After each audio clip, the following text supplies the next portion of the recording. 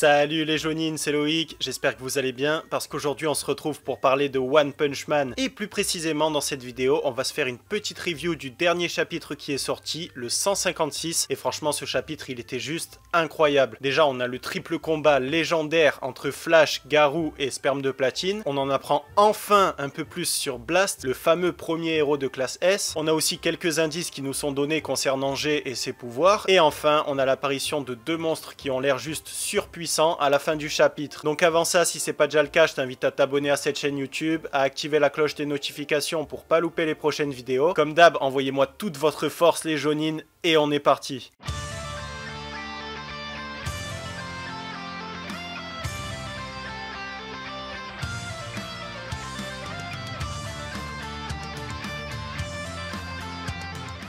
Alors déjà on commence le chapitre en force avec le triple duel légendaire et on voit que Flashy Flash reconnaît ouvertement qu'il est moins rapide que ses adversaires et sa fierté en prend un sérieux coup parce que dans la même journée il a rencontré 4 personnes qui surpassent sa vitesse alors que sa vitesse c'est vraiment son point fort, son atout majeur. Donc là il se rend compte qu'il a encore beaucoup de chemin à parcourir et qu'il y a encore beaucoup de personnes qui le surpassent. Ensuite sans grande surprise on voit que Flashy Flash se fait éclater par les deux autres et là Sperme de Platine nous fait une remarque qui est quand même très intéressante. Il nous dit qu'en gros tous les héros sont égoïstes, qu'ils ne cherchent pas réellement à protéger les faibles, mais ils vont surtout chercher à protéger leur fierté. Et là, mine de rien, on a peut-être une petite indication, un petit indice concernant la puissance de Saitama. Peut-être que tout simplement, une des conditions pour pouvoir supprimer ses limiteurs, c'est d'avoir un grand désir, un désir sincère de protéger les autres. Et d'ailleurs, t'as dû le remarquer, mais malgré tout ce que peut dire Garou, en fait, il a un bon cœur. Le mec, il protège un enfant, parfois au péril de sa vie, et surtout, malgré que le mec soit un grand chasseur de héros, il n'a jamais tué un seul héros. Ça prouve bien que malgré tous ses dires, le mec ne cherche pas vraiment à devenir un monstre, mais peut-être que tout simplement, au fond de lui-même, il a envie d'être un héros à part entière. Et ça expliquerait pourquoi Garou commence à supprimer ses limiteurs, alors que tous les autres héros et tous les autres monstres n'ont jamais réussi à le faire. Après ça, le combat continue entre Garou et Sperme de Platine, et là il y a un truc qui m'a fait vraiment plaisir, c'est que pour une fois dans One Punch Man, on a un indicateur concret de la vitesse des personnages. En fait, je sais pas si tu l'as remarqué, mais dans One Punch Man, un des gros problèmes de l'œuvre, c'est qu'il y a quasiment jamais d'indicateur pour mesurer la force d'un personnage, pour mesurer sa vitesse, etc. Et c'est à cause de ça que la plupart des personnages de One Punch Man vont être sous-estimés par absolument tout le monde, alors qu'en fait ils sont très forts. Mais le problème c'est qu'à chaque fois qu'un ennemi balèze apparaît, Saitama va le One Punch et du coup il paraît extrêmement faible. Donc là tu vois ça a l'air de rien, mais rien que le fait de mettre ce petit chronomètre en bas de l'image, c'est vraiment un énorme plus pour pouvoir évaluer la vitesse des personnages. Et là grâce à cette unique image, on arrive à déterminer que la vitesse de Garou et de Sperme de Platine surpasse très largement la vitesse de la lumière. Et en plus de ça, la vitesse qu'on voit ici, c'est une vitesse de déplacement. Et si tu suis mes vidéos, tu sais qu'en général, la vitesse de déplacement est beaucoup moins élevée que la vitesse de combat. Donc en gros, les personnages ici ont une vitesse de combat qui est juste complètement délirante. En plus, ce qui est cool avec ce panel, c'est qu'il nous permet de réévaluer la vitesse de Boros, parce que quand on a posé la question à One qui gagnerait entre Garou et Boros, il a clairement hésité, il n'était pas du tout sûr de lui. Donc en gros, on sait que la vitesse de Boros n'est pas si loin derrière la vitesse de Garou. En plus, ce qui est cool, c'est qu'on sait que la vitesse des personnages augmente de façon exponentielle. Et c'est d'ailleurs dit dans le chapitre qu'ils accéléraient à l'infini, tout comme les synapses de Garou. Et vous savez que dans notre cerveau, on a des milliards et des milliards de synapses. Donc là, encore une fois, franchement, une très belle initiative de Murata qui nous a bien détaillé ce combat. On a eu le droit à plein de détails, à plein d'explications qu'on n'avait pas dans le webcomic. Donc franchement, ça fait plaisir. Et d'ailleurs, en parlant d'explications qu'on n'avait pas dans le webcomic, on a une apparition franchement inattendue et complètement inespérée de G à ce moment-là. Et il retourne chercher Tatsumaki. Et du coup, on comprend qu'en fait, pour pouvoir donner ses pouvoirs à un personnage, G a besoin de prendre contact avec ce personnage et de l'influencer, de lui retourner le cerveau pour qu'il accepte de recevoir les pouvoirs. Et une fois que tu as reçu ses pouvoirs, là c'est terminé, le mec il fait ce qu'il veut de toi, il peut te tuer à distance quand il en a envie. Enfin bref, clairement le mec il fait de toi sa marionnette. Donc le vrai Blast arrive à ce moment-là et il remarque à son grand étonnement que Tatsumaki a résisté et qu'elle n'a pas cédé à la manipulation de G. Et à ce moment-là, il est très fier d'elle et il constate qu'elle a énormément progressé, non seulement sur ses capacités physiques, mais aussi et surtout en termes de force mentale. Et là franchement on a une superbe image de Blast qui semble repartir vers plein d'autres ennemis qu'il va affronter, et en gros le mec il te fait comprendre que s'il est pas là depuis le tout début de la série, c'est pas pour rien, et que clairement le mec il passe son temps à se battre pour pouvoir sauver la Terre. Mais le truc c'est qu'il se bat dans une autre dimension, et c'est pour ça qu'on le voit absolument jamais. Et d'ailleurs je sais pas si vous avez remarqué, mais la silhouette de femme qu'on distingue, elle m'a beaucoup fait penser en fait à la femme chat qu'on voit dans le combat entre G et Saitama, qui a été fait par des fans. Alors est-ce que c'est une coïncidence, ou est-ce que ça a été fait exprès? J'en sait absolument rien, mais si c'est le cas, franchement, on va pas être déçu. Et enfin, le chapitre se termine avec l'apparition de 2 nouveaux monstres qui ont l'air vraiment super balèzes. Donc en gros, t'as le big boss des monstres lié à la terre et le big boss des monstres lié à l'eau. Et Garou comme un gros fou qui se lance à l'attaque contre ces monstres alors qu'il ne sait absolument rien d'eux. Enfin bref, ce chapitre il était complètement incroyable et j'ai vraiment hâte de voir la suite. Et voilà pour cette vidéo, j'espère qu'elle vous a plu. Si c'est le cas et que vous voulez me soutenir comme d'hab, pensez à la liker et à vous abonner. N'hésitez pas à me dire en commentaire ce que vous pensez de toutes ces théories, si vous êtes d'accord avec moi ou pas, si vous avez remarqué d'autres petits détails ou pas. Enfin bref, dites-moi tout ce que vous pensez et de mon côté, je vous dis à très vite pour une nouvelle vidéo,